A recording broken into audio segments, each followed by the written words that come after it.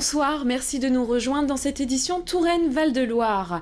À quelques jours de l'anniversaire de la naissance de Saint-Martin, une délégation de 50 Hongrois a fait le déplacement jusqu'à Tours. Nous les avons suivis dans leur pèlerinage.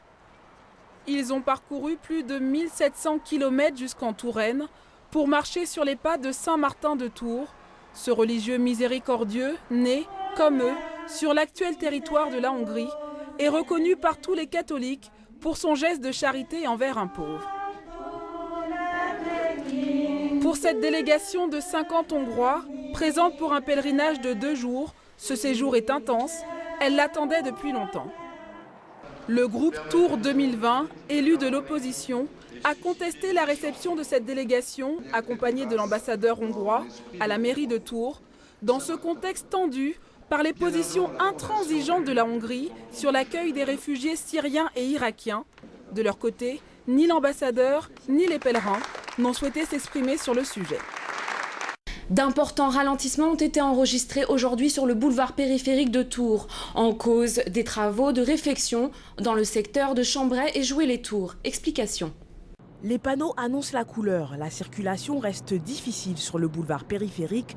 La faute à des travaux de réfection débutés hier soir sur le secteur de Joué-les-Tours et Chambray. Le chantier vise notamment à réduire les nuisances sonores grâce à l'installation d'une protection acoustique. Conséquence, les trajets risquent d'être allongés.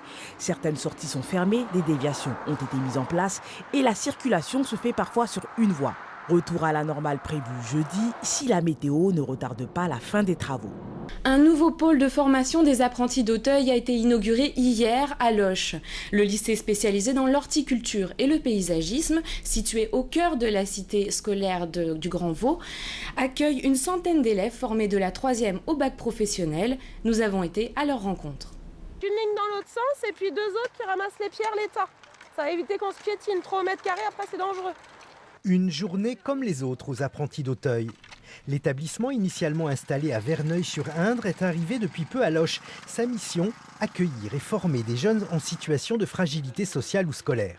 Là on prépare le sol pour faire une plantation de massifs arbustifs. Ça veut dire on va mettre des arbustes, tout ça. Et on va faire un coin pique-nique. La particularité, on fait les cours le matin et la pratique l'après-midi.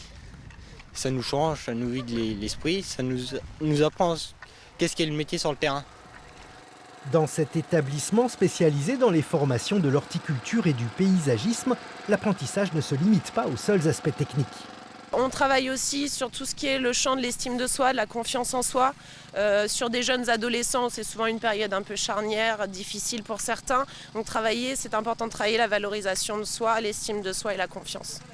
Pour remplir ces objectifs, ici on se veut inventif, en créant par exemple un arboretum, véritable outil pédagogique.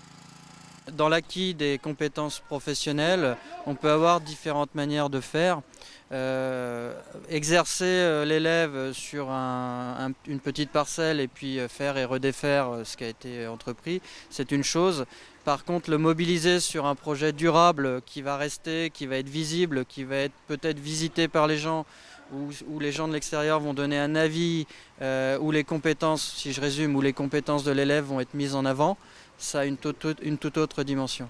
Pour s'adapter à l'évolution des besoins de l'emploi, l'établissement a élargi son offre à d'autres secteurs d'activité, notamment celui des services à la personne, avec là encore une attention particulière au développement personnel de chacun des étudiants. Qu'est-ce que toi tu peux nous dire sur l'accueil? Quels ont été tes points forts et tes points faibles? Mes points forts, c'était que j'ai réussi à aller vers les gens. D'accord, ça c'était pas évident au début? Non, je savais pas quoi leur dire, bonjour et puis... À Loches, les apprentis d'Auteuil forment 85 élèves au CAP ou au bac pro et 16 stagiaires adultes dans le cadre de la formation continue. Il y a quelques jours, un appel aux dons a été lancé par la mairie de Château-Renaud dans le cadre de la restauration de la tour de l'horloge. Même si le chantier n'a pas encore commencé, c'est un véritable challenge pour les architectes du patrimoine. Reportage. L'ampleur de la tâche est énorme. Si le chantier n'a pas encore commencé, les architectes du patrimoine, eux, sont conscients des difficultés.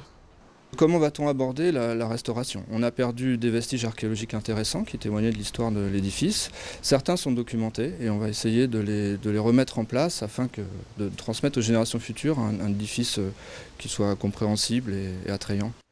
À la veille de Noël, l'année dernière, une partie de la tour de l'horloge s'effondre.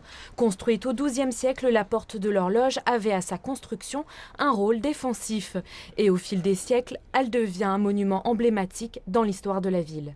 C'est un édifice qui a subi beaucoup de modifications au cours de son histoire qui sont à peu près toutes intéressantes et qui témoignent de l'évolution de l'art de la guerre et aussi de l'évolution de la perception d'un monument civil dans la société. C'est-à-dire qu'à une époque, on s'en est servi pour exprimer la puissance du comte de Blois, affilié au roi de France, et d'expliquer qu'on était en temps de paix à l'issue de la guerre de 100 ans.